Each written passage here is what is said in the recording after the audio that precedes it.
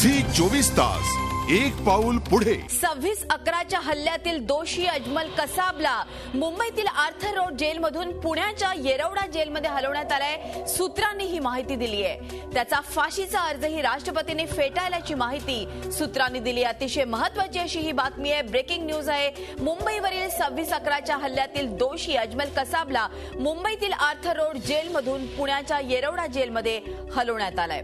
सूत्रांनी ही माहिती दिलेली आहे। त्याचा फाशीचा अर्जही राष्ट्रपतींनी फेटाळल्याची माहिती सूत्रांनी दिलेली आहे। आपल्याला आठवत असेल 26/11/2008चा तो मुंबईतील थरार ज्यावेळेस कसाब सहित त्याच्या काही साथीदारांनी अतिशय मोठ्या प्रमाणात गोळीबार केला आणि त्याच्यामध्ये निरपराध लोकांचा बळी गेला आणि त्यानंतर आपण बघतोय की कसाबला सध्या आर्थर रोड जेलमध्ये ठेवण्यात आलेलं होतं। मात्र आता सूत्रांनी माहिती दिलेली आहे की कसाबला पुण्याच्या येरवडा जेलमध्ये हलवण्यात आलंय। त्याचा फाशीचा अर्जही राष्ट्रपतींनी फेटाळल्याची माहिती सूत्रांनी दिली आहे। राज्यातल्या फाशीच्या घटनांचा इतिहास आता पाहूयात। राज्यात शेवटची फाशी 1995 मध्ये सुधाकर जोशी या आरोपीला देण्यात आली होती। 1995 नंतर कोणत्याही आरोपीच्या फाशीच्या शिक्षेवर अंमलबजावणी झाली नाही। राज्यात सध्या जल्लाद उपलब्ध नाही।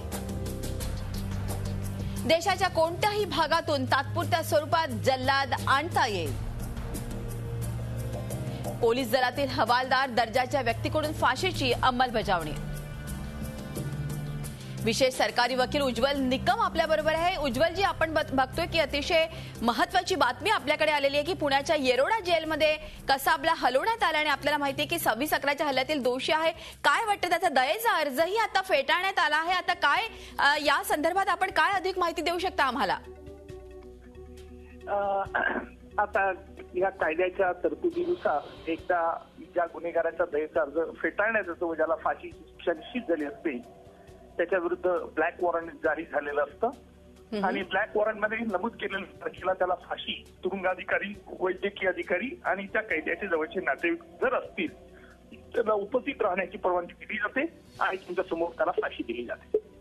अच्छा उज्ज्वलजी, मला एक विचारायचं की आता 26/11 हा दिवस जवळ येतो आहे। किती दिवसात जर का अंमलबजावणी व्हायची असेल तर किती दिवसात फाशी देण्यात येऊ शकते कसाबला? ती लवकरात लवकर फाशी दिली जाईल। 26/11च्या पूर्वी देखील दिली जाऊ शकते। अच्छा, 26/11च्या पूर्वी देखील दिली जाऊ शकते। तर आपल्याला असं वाटतं की आता निश्चितच शिक्कामोर्तब होणार कसाबच्या फाशीवरती? निश्चित कसाबचा अंतिम समय हा जवळ आलेला आहे, याचं हे चिन्ह स्पष्ट झालेलं आहे।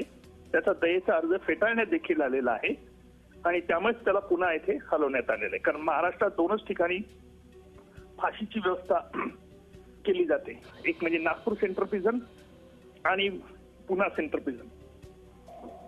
निश्चितच, धन्यवाद।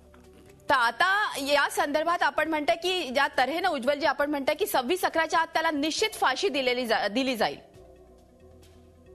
होय, निश्चित त्याला फाशी दिली जाईल। धन्यवाद उज्ज्वलजी, आमच्याशी बोलल्याबद्दल। हे होते विशेष सरकारी वकील उज्ज्वल निकम। तर आपण बघतोय की मुंबईवरील 26/11च्या हल्ल्यातील दोषी अजमल कसाबला मुंबईतील आर्थर रोड जेलमधून पुण्याच्या येरवडा जेलमध्ये हलवण्यात आले आणि सूत्रांनी ही माहिती दिली आहे। त्याचा फाशीचा अर्जही आता राष्ट्रपतींनी फेटाळल्याची माहिती सूत्रांनी दिली आहे। त्यामुळे ज्या तऱ्हेनं आपण उज्ज्वल निकम यांच्याशी आता बोललो, उज्ज्वल निकम यांचं म्हणणं आहे की त्याला आता फाशीही होणारच आणि 26/11च्या आधी देखील फाशी कसाबला होऊ शकते।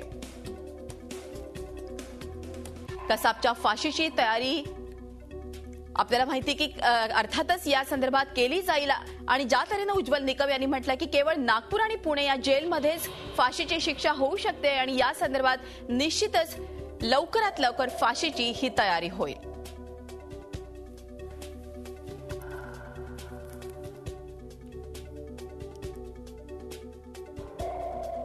आता यावेळेस अतिशय महत्त्वाची ब्रेकिंग न्यूज आपल्याकडे आलेली आहे की आर्थर रोड जेलमधून कसाबला पुण्यात येरवडा जेलमध्ये हलवण्यात आलेला आहे आणि उज्ज्वल निकम यांनी अर्थातच या गोष्टीला पुष्टी दिलेली आहे की आर्थर रोड जेलमध्ये त्याला आणण्यात आलेला आहे आणि राष्ट्रपतींनी त्याचा दयेचा अर्ज फेटाळला आणि लवकरात लवकर कसाबला आता फाशीची शिक्षा होऊ शकते।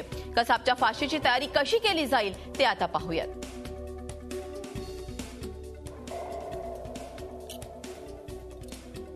राज्य सरकार कसाबच्या फाशीची तारीख ठरवणार आहे. फाशीची तारीख न्यायालय आणि तुरुंग प्रशासनाला तारीख कळवेल. तुरुंग प्रशासनाला पाठवण्यात येणाऱ्या आदेशाला ब्लॅक वॉरंट म्हणतात.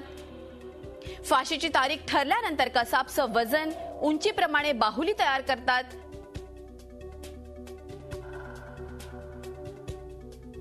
झी 24 तास एक पाऊल पुढे.